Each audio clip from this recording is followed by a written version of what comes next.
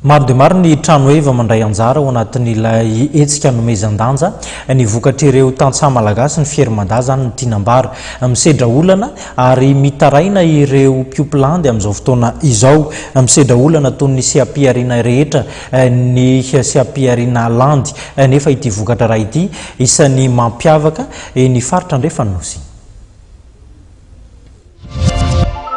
Betsaka ny olana izay sedran'ny lalam-piariana landy ary singan'ireo mpiantsehatra ny tsy fahampiany akora.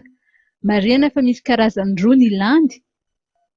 Ny landy be izay dia tsy ompiana fa mila fikarakarana manokana kosa.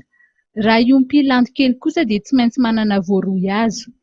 Matetika nefa dia tsy mieritreritra ny fiompiana landy ny olona fa avy hatrany dia any amin'ny fanodinana azy ho lasa lamba landy na asa tanana hafa. Na eo amin'izay sehatry ny fanodinana izay aza dia misy ihany koa ny olana. Any amin'ny fanodonana ny akora daholo mamaky ny olona rehetrarehetra.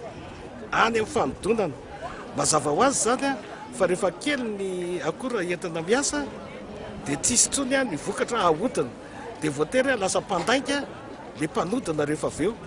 Lasa ny tena landy satria tsy ampy ny tena landy dia lasa ahodina indray ny vovon-dandy azo dia iny karakaraina ohatra mikarakara landy dia lokony kely amin'ny tay-kafe dia asiany karazan-javatra kely dia lasa mamoaka loko mitovy amin'ny landy dia iny ilay zavatra mitovy amin'ny landy iny indray ny tenominy rehefa avy eo dia lazainy fa landy. Ohatra anankiray koa izao olana be amin'ny resaka hoe aty an-tontolon'ny fanodonana zany dia misy koa volon'ondry izay volo dia re volondray koa no lokondray koa ilay volon'ondry zany dia atao mitovy amin'ny landy dia indray koa ny tenominy dia amidiny rehefa avy eo lasa mandainga zany. Ilana fanampiana raha ny voalaza ny fampiroboroboana ny sehampiariana landy.